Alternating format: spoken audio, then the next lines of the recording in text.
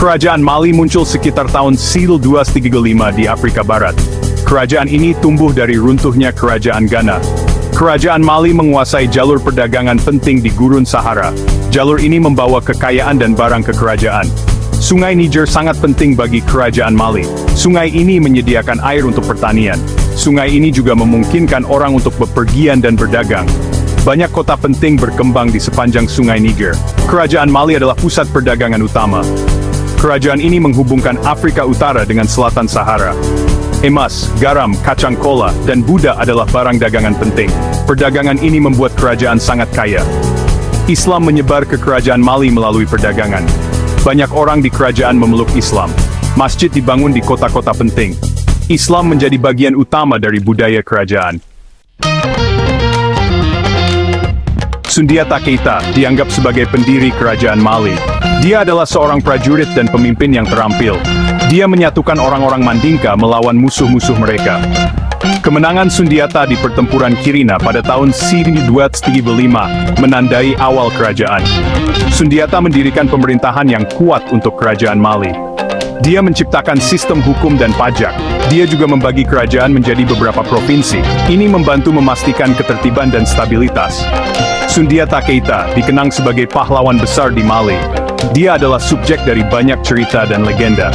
Kisahnya adalah bagian penting dari sejarah Afrika Barat.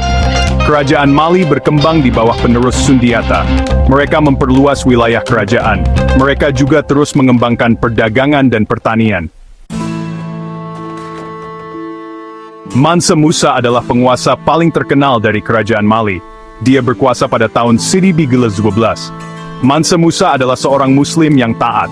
Dia melakukan ziarah yang terkenal ke Mekah pada tahun 1224. Perjalanan ini membuatnya terkenal di seluruh dunia. Mansa Musa membawa kembali para cendekiawan, arsitek, dan seniman dari ziarahnya. Orang-orang ini membantu menyebarkan budaya dan pembelajaran Islam di Mali. Mereka juga membangun masjid dan perpustakaan. Pemerintahan Mansa Musa adalah zaman keemasan bagi Kerajaan Mali. Kerajaan itu kaya dan kuat. Kerajaan itu juga merupakan pusat pembelajaran dan budaya.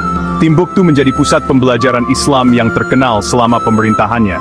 Kerajaan Mali menguasai tambang emas penting. Ini memberi Mansa Musa kekayaan besar. Dia menggunakan kekayaannya untuk membangun masjid dan universitas. Dia juga memberi dengan murah hati kepada orang miskin.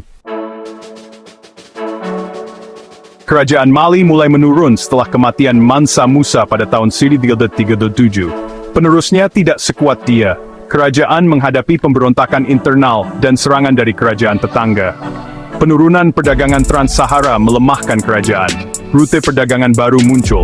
Rute-rute ini melewati Kerajaan Mali. Hal ini menyebabkan penurunan kekayaan kerajaan. Kerajaan Songhai akhirnya menaklukkan Kerajaan Mali pada abad ke-15. Kerajaan Mali terus eksis dalam bentuk yang jauh lebih kecil selama beberapa abad. Namun, kerajaan itu tidak pernah mendapatkan kembali kekuatan dan kejayaannya. Kerajaan Mali meninggalkan warisan abadi di Afrika Barat.